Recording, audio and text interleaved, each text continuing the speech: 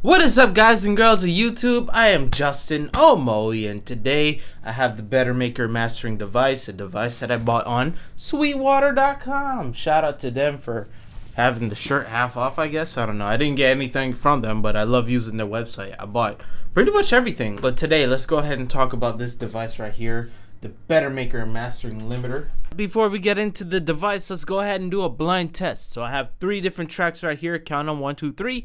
One of the tracks is used mastered with only Wave plugins. Another is mastered with the Solid State Logic Fusion processor, a $2,500 device, along with the Waves L1 mastering stereo limiter, which is like $50. And the third one is only with the Solid State Logic Fusion processing, alongside with the Better Maker mastering limiter, which is like a $5,200 price. Let me know what you think, which is which, as well as if it even matters in the first place to you in your opinion.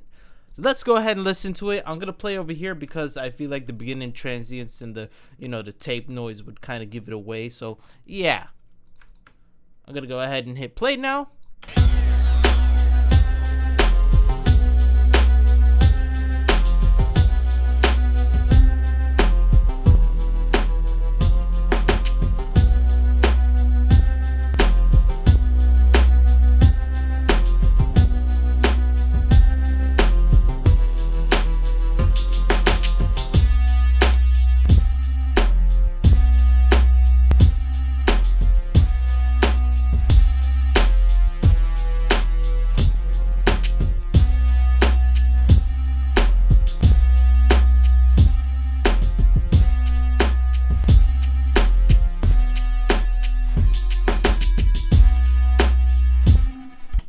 But yeah, let me know in the comment section below what you think which is which. But yeah, let's go ahead and talk about this device. So this long silver and black and has a little bit of red there and some green and blue device here is the Better Maker mastering limiter. In terms of mastering, this right here is the final process of the music mastering process. That's why I bought this, because A, I like it, and B, I have the Solid State Logic Fusion, so I said let me get the final process before or after fusion processing, so we can have a true analog mastering in the end. This device has a power button, a bypass button, which is engage in this call. And we have an input knob that changes the input, as you see right there. We have an output that changes the output, as you see right there. We also have a player 1 and a player 2 knob if you want to play 2-player games. No, just kidding. This is just P1 and P2. Basically, it changes various settings. So P1 changes the attack. P2 changes the release. By the way, this device right here is completely touchscreen. So there you go. That's the $2,400 part of the device. Not really, I'm just playing. But you can see that you're able to touch the screen, change preferences, do whatever you like in this, program, in this device. And as you see right there, I'm scanning through different things. There's the loudness meter, the K meter, the phase scope, so you can see correlation and the phase right there. You have a real-time analysis, RTA. I think that's what it's called, real-time analysis. If I were to play sound, which let me go ahead and do that for y'all. But you can see we have a linograph, the spectrum analysis. We have the bar chart as well, so yeah. You could change different settings to see how you like it. So let's go ahead and just, like the K metering, we want K12 for, I don't know, pop or something, K14 for rap. K20 for, I don't know, country. I don't really use K metering that much, but yeah. You have root mean square, and even the VU, volume units, and a PPM meter. You can have different views and pretty much, make it look cool. But let's talk about the device itself. Its main purpose is to pretty much be a limiter, but there's also a clipper function that allows, clipping. So yeah. I highly suggest using the clipper though, because it's really good and it controls the peaks in the end. So yeah, that's pretty much a mandatory and great thing that they have on this device. So the purpose of the limiting is basically to bring the song as optimally loud as you wish, as you like, and as the song would feel, and not have any issues if it reaches past the threshold. Because if you see right here this little blue line, that's the gain reduction happening. That's gonna happen if you pass a certain threshold that the device says, hey, you cannot pass. Believe it or not, the developer hit me up because I had an issue with this. This is why I didn't record this device earlier, because there was a big issue when it came to the loudness meter. Actually, let me go ahead and show you that while I'm at it. Let's go back. Oh, let's just reset that, just so we don't got any issues. I'm gonna go ahead and hit play. I'm gonna put this signal in mono right there, and let's go ahead and get a recording. Okay, we're good. So check this out. When I go to menu, loudness. Alright, that doesn't work. I go to limits. If I were to change the limits, which I did, or anybody changes, if you hit apply, notice the signal on the right side of the meter. See that? It offset, it changed the whole signal. And it's weird, like it's not supposed to do that. That's not what a limiter does. But on this update that we got here that the developer sent over to me today, which I believe they're updating the website right now as I speak to check out the firmware. Let's go ahead and update the firmware, show you how easy and nice it is. I gotta wait for AVG saying, hang on, this may contain something bad. No, it doesn't. Since these usually contain viruses, we are sending it to AVG Virus Lab. I gotta wait for 35 minutes? Man, it's not dangerous. Well, that's the one, I guess, negative part of the better maker so far, I guess. It's just that these plugins are not trusted by AVG for some reason. I don't know how you gotta go about to fix that, but I don't know, that's the one thing. Alright, well, you know what? I'll see you back in like 35 minutes. Hopefully the lawnmower stops cutting. Are you kidding me? I literally just cut off the video. Oh, this is clean.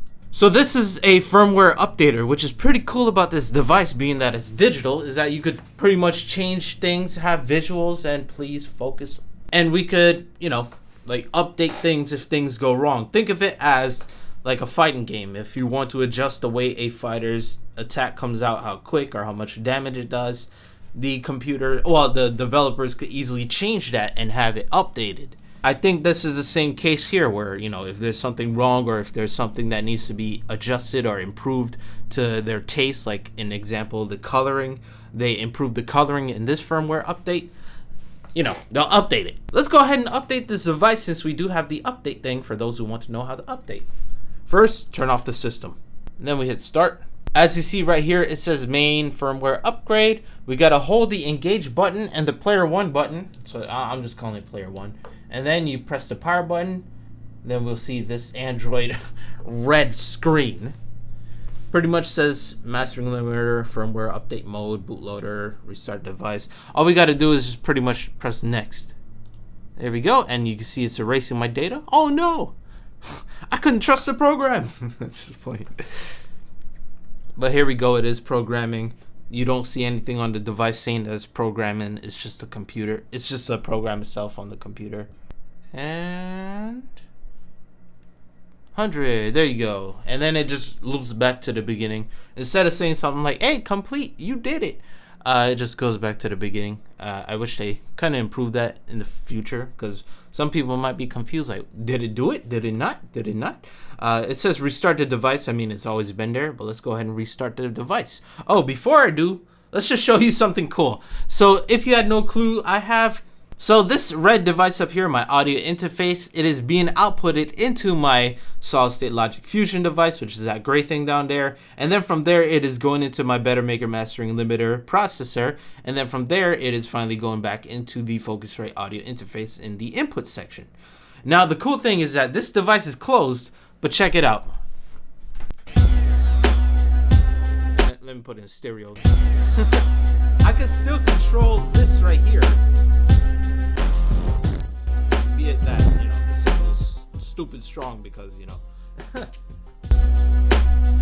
But I'm still able to use the solid state logic fusion device even when this device is off. That is cool. I don't know what they call it, true bypass, but they say it in the manual, but I figured it out myself, but which is cool for me because sometimes I have options where it's just solid state logic fusion processing, and then it'll be a noise just to pull out wires and switch it back manually. So thankfully this thing has that option. But now that we update the firmware, let's just go ahead and hit power and see the thing do the thing.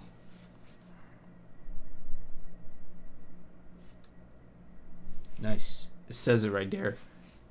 That was the boot screen, by the way. And as we see here, we have firmware on A is version 1.3 and version B is 1.1. I have no clue what that means. I don't have any clue what that means, but all I know is, you know, we update the firmware. Additionally, it shows you things like how long you powered the system or how many times you turn it off and on. So for me, it's 36. Pretty fast. That's pretty fast. I didn't even notice I pressed it that much. And since we're in the settings, let's talk about the calibration. Now, this is something that you could do to tweak the system in order to get like a true one-to-one input output. So if I were to hit play here, by for example, let me disengage the system. Actually, I don't have to disengage it. Let's just hit play. Take a look at these two waveforms. They're pretty much neck to neck right there.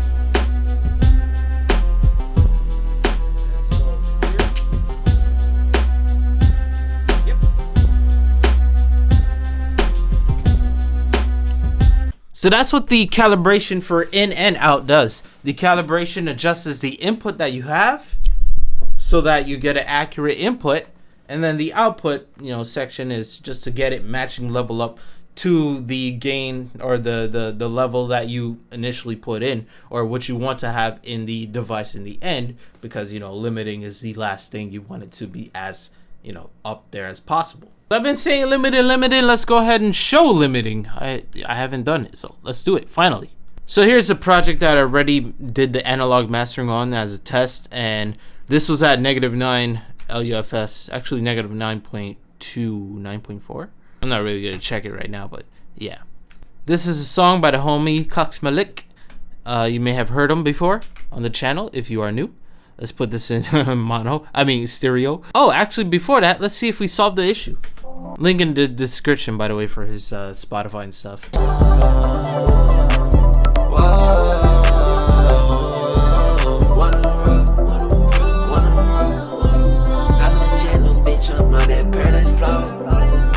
Alright. So it looks like they fixed the problem in a snap, dude. This is literally in the span of 2 days. They pretty much changed up their whole channel, their whole website, and they say, all right, let's update this. So let us finally get into this. You know, it's been so long, let's finally do this.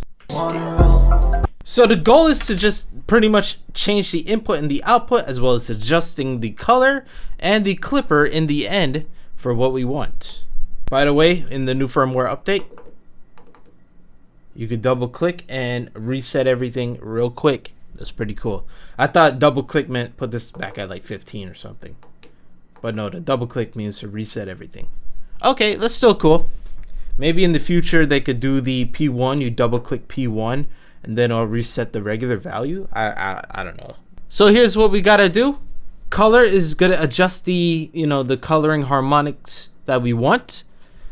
Clipper, when activated, which I don't think we'll have to adjust really, is going to activate the clipper. That's going to limit our peak for our true peak. The input knob raises the input. Output knob raises the output or lowers it in our case, so we need to do. And yeah, let's try and get a goal of -14 LUFS or around that range with true peak at -1.0 and have a nice, you know, taste with the limiting. So let's have fun. I think this is all we'll have to show. And I got to make sure that this is on stereo. Yes, it is. So this is how it sounds with the device bypass. It might sound a little loud.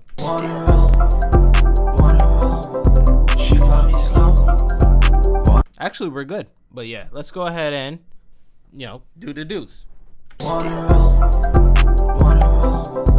let's look at the input.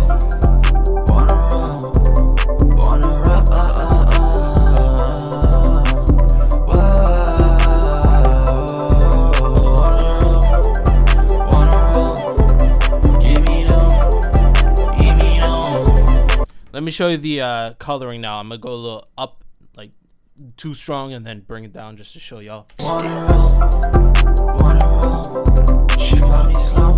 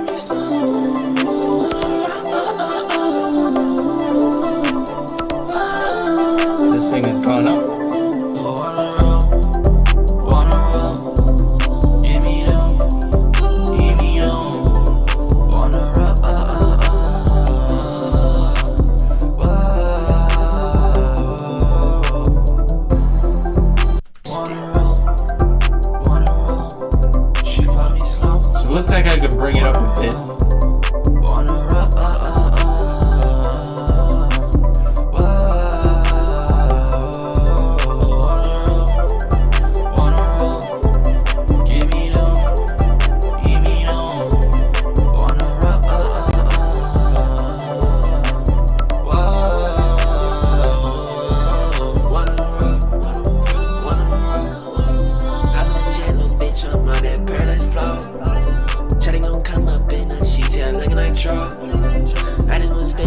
Alright, so it looks like I can't go any lower than -14 on there because, you know, my signal is pretty hot as is. So I'm going to go into solid state logic and lower down the output there and then, you know, try to get a decent level to work with. Looks like there. She found me slow.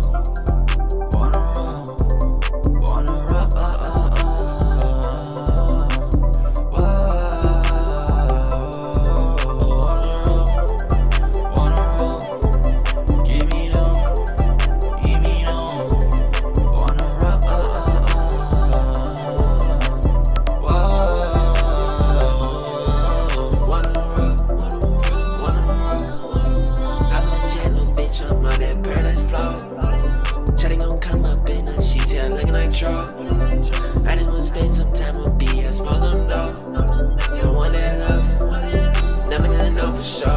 If she's on fire, covered up good and gold. You ain't been no while, since I've been at home. You were a while, I just wanna see you all. We go ball like Harley and Jay with my family. I don't like time no more, little bitch, I'm ready to kill. Got no AR-15 Drake, and so she kill.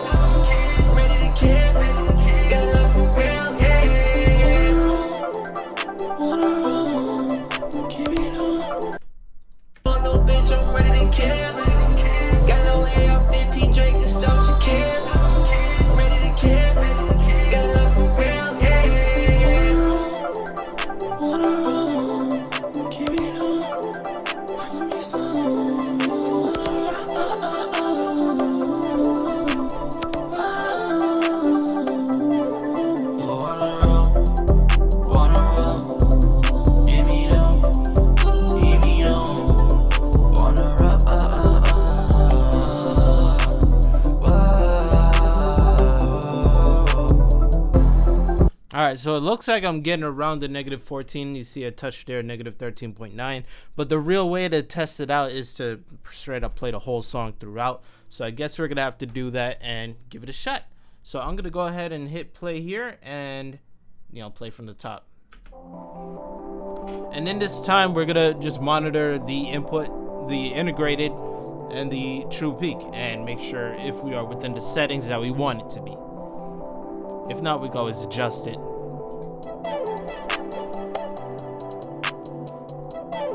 And also keep in mind calibration could also do something with the, you know, final output level.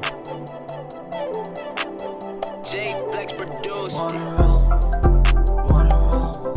She found me slow.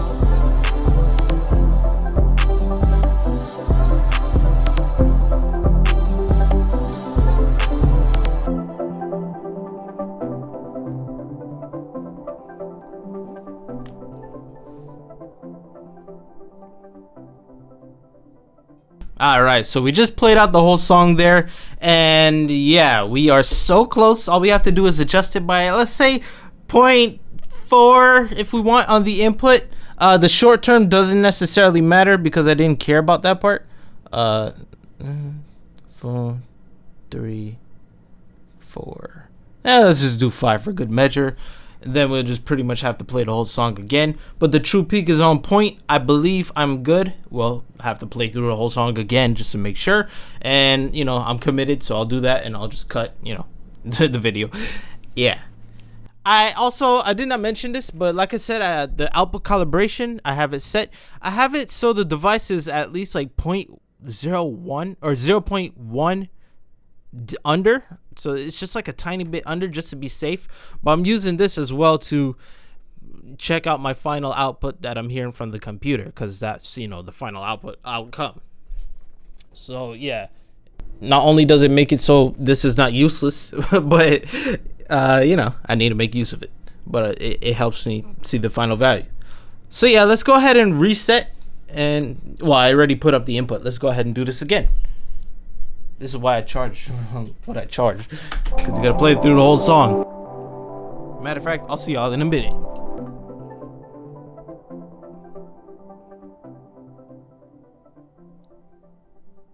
All right, so there we go. We got the the numbers right there. You see it says max negative 0.9, so we did go over -1 on this device. But remember, like I just mentioned, I calibrate the device so it's in that way. So if we take a look at this device over here in the back, which I'll bring to the front to y'all for y'all. Rest in peace to my open backs. But you can see here on the device, we actually hit the true peak of -1.0 decibels. This is the signal that we have after it goes into the computer, the BetterMaker into the device, and then from the device, it's outputting here on this device here. So we are within the -14 range, which is pretty damn close to -14.0. On the BetterMaker, it's showing -14.1. If you can see that, it's a little blurry, my bad. But we actually got the outcome that we wanted. So yeah, that is pretty much the BetterMaker mastering limiter processor. If I had calibrate this thing perfectly, I think we would have shown the same numbers that we see on this device here. The only bad thing there is on the hardware device itself is literally the screen. All right, so take a look at literally the screen. You see all these white colored text right there, output level, left right gain reduction limiter, all those things. Even the release and these numbers here that's not green, I can't see it from where I'm looking. You're looking at it dead on, like a straight out, like you see right here, the straight line there. You are looking at it dead on, but if you look at it from my perspective right here, I mean the focus works too because my eyes but if you look at it from my perspective where I'm looking, you cannot see a single word. You cannot see output level, input level, even the coloring, well, the titles for it. You can see the white text. Only on eye level you could see that, which is rather unfortunate because I did not know that when I put the device in this shelf, this rack spot. But yeah, I mean, literally the only fix would be to put it up here on eye level, or to go straight up Quasimodo and just, what I'm saying, just like that. And if I did not mention this, they actually have a plugin that you could use. So let me go ahead and show you that. Before the plugin, let's talk about one more feature, which is the presets. There's up to 400 presets, which, is you're gonna take a while just to scroll all the way down. I think it'll be better if I were to show you the screen itself, right? These are all presets right here. It would be nice if we could scan the presets, using these knobs as well to go out faster, because this is a load of work. I'm getting a lot of shoulder muscle here. But yeah, let's save over the preset 2 and name it 2. There you go. So that's the preset there. Awesome. One more thing that I did not show, which is actually a very crucial part of the system, is that it's a digital controlled system, and you could also put it literally in the computer and control it. So let's show that real quick. BM limiter. So you heard that little click. Look, everything went to 0. As you see on this device, if I were to put this input, move it up, you can see real time. It's literally connected so fast. It just changes it. There's no latency when I'm adjusting these things. Release, let's put it to 192. Matter of fact, let's put it on the intelligent release, which is pretty much auto. Let's put the attack to 20. Matter of fact, let's just put on the clipper, put it on 26, 25. Okay. But you can see that, right? Let's engage the coloring even harmonics. It's on. It shows on the device, but you can't really see the percentage change. You can see them here. So let's go ahead and change it on the computer though. Let's put the drive of the even color to 70. If we were to click on the color button here, you could see though the changes.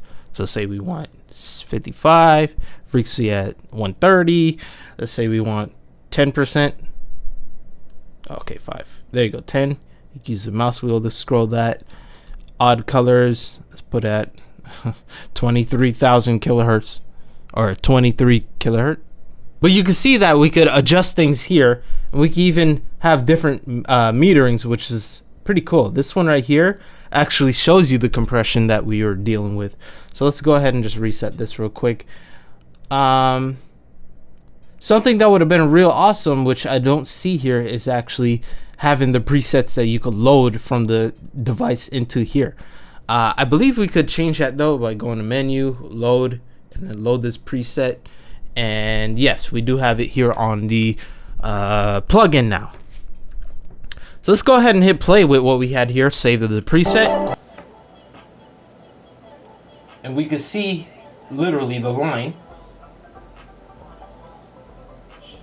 And we can see when it does hit a limiting spot, it'll do the gain reduction.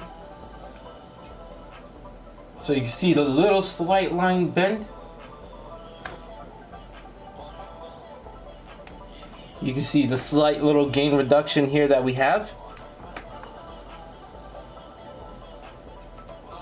There you go, there's a better gain reduction you saw there. Let's go a little bit to, I think over here has a heated spot. Let's go there. Let's hit play. You can see there. How did I change the speed just now? Now it's just slow.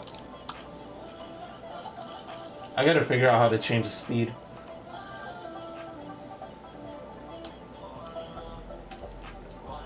Well, you can see that gain reduction right there. And the last thing I'll talk about with the device is actually the mid side, which is gonna pretty much be, hey, do you want to boost the sides up? Which I don't really need to, but let's just have a fun play through with that. Let's go here, like I said. Let's go on to amp, gain, stereo shaper, and on the stereo shaper, let's go ahead and activate it so we only hear the sides. Yeah, you can hear me still.